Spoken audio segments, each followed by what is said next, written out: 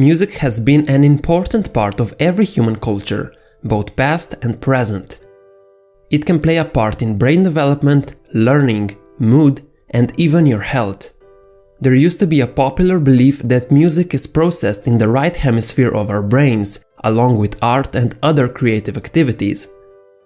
However, recent findings show us that music is distributed throughout the brain.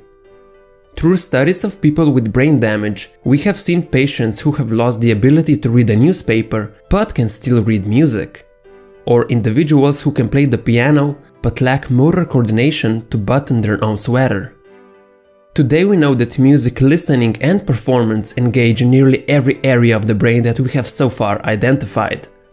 One of the most common effects music has is that it can alter our mood and feelings by stimulating the formation of certain brain chemicals. Film directors use music to tell us how to feel about scenes that otherwise might be unclear or elevate our feelings at particularly dramatic moments. Think of a typical fight scene in an action film. It's the music that truly makes the scene epic. Also, our brains respond differently to happy and sad melodies. One study showed that after hearing a short piece of sad music, participants were more likely to interpret the neutral expression as sad. And if the melody was happy, the neutral expression was perceived as a happy one. Now, when you listen to music you actually like, your brain releases a neurotransmitter called dopamine. Dopamine is a chemical which causes a feeling of satisfaction. When listening to your favorite part of the song, you'll get the same sort of pleasure that you experience when eating food, doing drugs, or having sex. So basically, music can make us feel good. And if you're having a particularly good day, listening to some of your favorite upbeat music can actually amplify that feeling of happiness. One interesting thing is that when someone is sad, they often reach for sad music and they find that it helps them feel better. Now you might be thinking, why would they do that? Why wouldn't a sad person listen to happy music? The reason is that when you're sad or depressed, you usually feel misunderstood, like the people around you don't understand you. If you would listen to happy music in this state, it would only contribute to this feeling of detachment. However, if you put on the right piece of sad music, you say to yourself, "Oh, that's how I feel. This musician understands me." So the sad music turns out to be soothing, unlike the happy music when you're feeling down. Another interesting aspect is how listening to music can affect our exercise regime.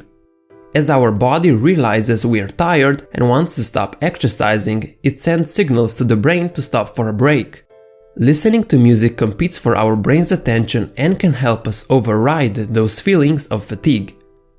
A 2012 study showed that cyclists who listened to music required 7% less oxygen to do the same work as those who cycled in silence. So not only can we push through the pain and exercise longer and harder when we listen to music, but it can actually help us use our energy more efficiently. In the last few decades, neuroscientists have made enormous breakthroughs in understanding how our brains work by monitoring them with instruments like fMRI. So when researchers got the participants to listen to music, they saw multiple regions light up. But what's more interesting is that when they observed brains of musicians while playing an instrument, the whole brain lit up like sky with fireworks. So while listening to music engages some interesting brain regions, playing music is the brain's equivalent of a full body workout.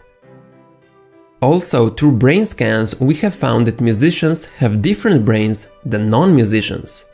People who play an instrument have bigger, better connected, more sensitive brains.